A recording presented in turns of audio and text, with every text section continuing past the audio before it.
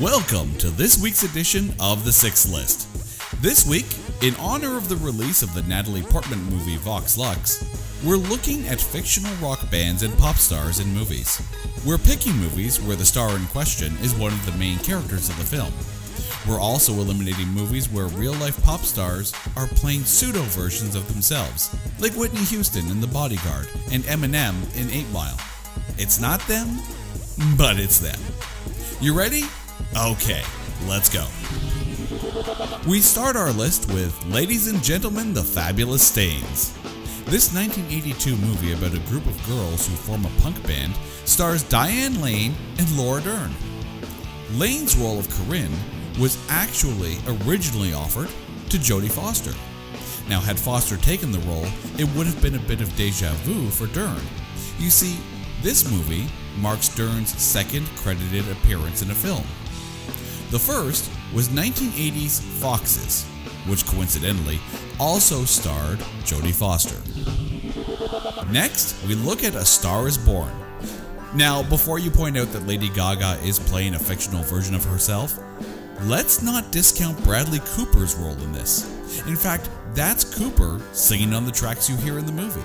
The latest version of the film is the 5th time the story has been made for the big screen, including versions in 1976, 1954, and 1937, and in a 2013 Indian film called Ashiki 2.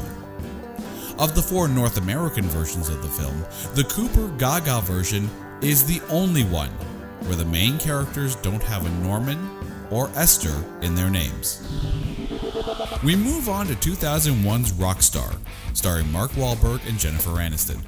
The story and Wahlberg's character are heavily inspired by the story of Tim Ripper Owens, who replaced Rob Halford in legendary band Judas Priest. Despite the bands in the movie being fictional, there are actually some heavy hitters of heavy metal on stage. Wahlberg's first band in the film, Blood Pollution, features members of Slaughter and the Verve Pipe, while the main band in the film, Steel Dragon, includes Jason Bonham and Jeff Pilson, who currently play together in Foreigner, and master shredder Zakk Wylde. The Oneaters. That's the Wonders. We find ourselves at 1996's That Thing You Do, which marked the directorial debut of Tom Hanks. The film got to be a family affair for Hanks, as it also features appearances by his wife, Rita Wilson, as well as their 2 children, Colin and Elizabeth.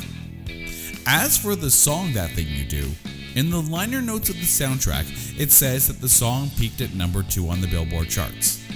But in real life, the song didn't do that well, topping out at number 41. Are you the police? No, ma'am. We're musicians. You know this list wouldn't be complete without the Blues Brothers.